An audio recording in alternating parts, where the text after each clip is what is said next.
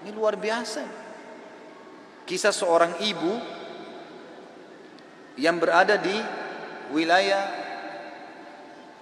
Kashmir. Kisah belum lama terjadi. Ibu ini rupanya punya, kalau saya tidak salah, cucu atau ada anaknya perempuan kena penyakit tulang, sakit.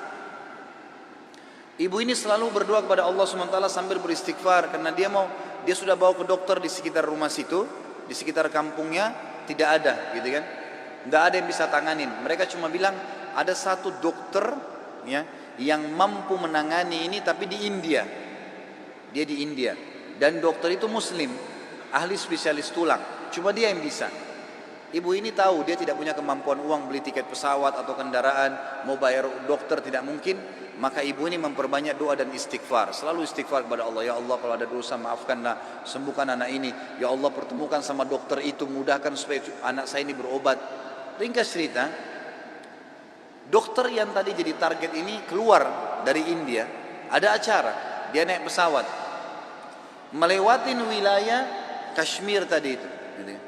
Tiba-tiba pilotnya bilang, pesawat ini badai, lagi hujan deras, tidak bisa pesawat lanjut nih, harus turun di wilayah itu. Turunlah pesawat itu. Begitu turun, tiba di bandara, kata dokternya, saya harus, ini ada seminar, saya harus hadiri. Berapa jauh dari sini? Orang itu bilang target Anda sekitar 4 jam dari sini. Kata dokter, baik, saya mau sewa mobil. Ya, masih bisa keburu, gitu kan? Masih sekitar 6-5 jam lagi acaranya, 5-6 jam lagi. Begitu dia sewa mobil, jalan sedikit dari bandara, ternyata ya, hujan makin keras.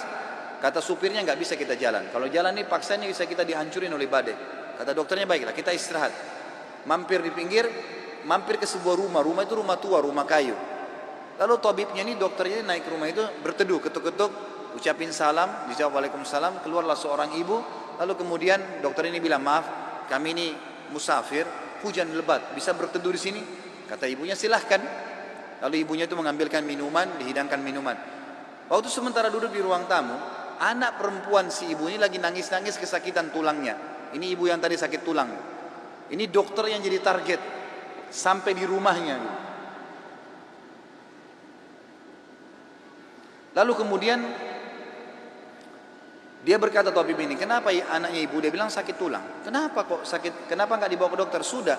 Tapi kata dokter semua tidak bisa sembuh. Dan dokter yang bisa tangani cuma seorang dokter di India namanya Fulan. Disebutkan namanya dokter ini.